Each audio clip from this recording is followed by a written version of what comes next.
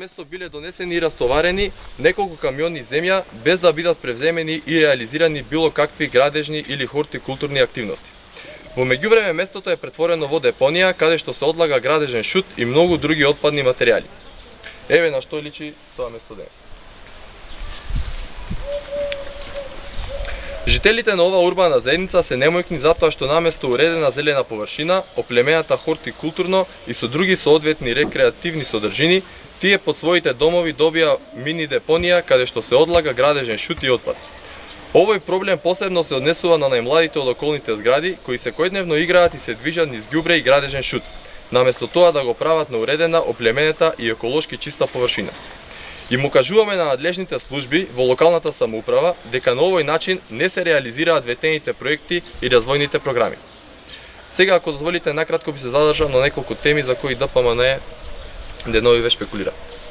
Имено општинската организација на СДСМ одсекогаш имал коректни односи со сите редакции, новинари и фоторепортери од Охрид, не вршејќи при тоа никакви притисоци, закани и уцени или било какво девалвирање на новинарската професија.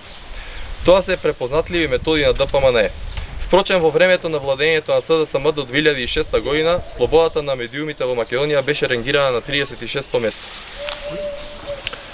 А сега во времето на ДПМН Македонија е на дното на листата на 123 место. Во времето на СДСМ не беше затворен ниту еден медиум, не беше уапсен ниту еден новинар. Кога ДПМН владее, затвораат медиуми и се апсат новинари.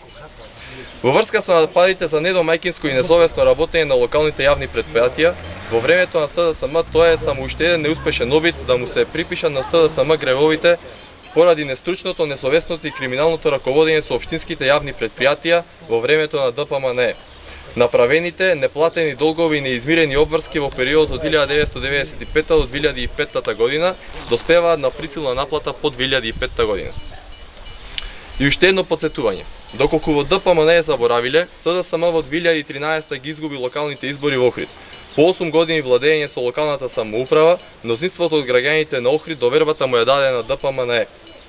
СДСМ ја поднесе одговорноста, стана опозиција, а со тоа престана врската да дава одговори на поставени прашања. Сега според сите правила на демократијата, прашања поставува опозицијата, а одговори дава власта. Доколку се работело незаконски, недомајкински и несовесно, за тоа постојат соодветни органи на прогон, што се должни да постапат во согласност со тоа.